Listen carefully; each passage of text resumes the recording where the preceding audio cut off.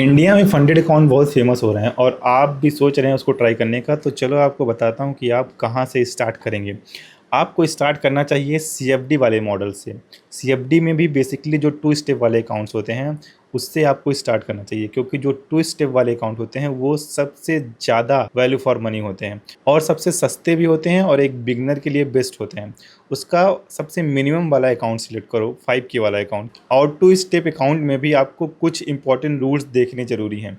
सब फर्म एक जैसे नहीं होते। तो चलिए आपको 5 ऐसे पॉइंट्स बताता हूं जिससे आप अपने लिए एक बेस्ट फर्म सिलेक्ट कर सकते हैं। तो पहला रूल है कि उसमें स्टैटिक ड्रॉडाउन होना चाहिए, जो मैक्सिमम टू स्टेप वाले अकाउंट्स देते हैं। और दूसरा रूल है कि उसमें कोई भी कंसिस्टेंसी वाला रूल नहीं होना चाहिए। और तीसरा रूल है कि उसमें कोई मिनिमम ट्रेडिंग डेज नहीं होने चाहिए। और जो चौथा रूल है कि उसमें 90% मार्जिन रूल है कि नहीं है। और एक इंपॉर्टेंट रूल और है, वो है 2 मिनट रूल। आपने कोई भी ट्रेड ली है उसको 2 मिनट तक होल्ड करना पड़ेगा। ये भी एक इंपॉर्टेंट रूल है जिसकी वजह से बहुत लोग अपना अकाउंट ब्रीच कर देते हैं।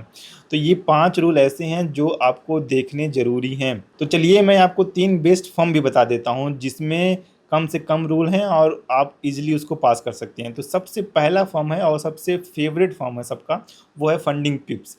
इसमें कोई मिनिमम ट्रेडिंग डेज नहीं है, इसमें स्टैटिक ड्रॉडाउन है और इसमें कोई कंसिस्टेंसी रूल नहीं है। और जो दूसरा फर्म है वो है आपका फंडेड ट्रेडर मार्केट। इसके पे आउट्स बहुत फास्ट आ जाते हैं और ये काफ़ी रिलायबल फंड है। इसमें भी कोई मिनिमम ट्रेडिंग डेज नहीं है, स्टैटिक ड्रॉडाउन है और इसमें भी कोई कंसिस्टेंसी रूल नहीं है। तो ये 2 फर्म मेरे सबसे टॉप रिकमेंडेशन है। और तीसरा फर्म है फंडेड नेक्स्ट।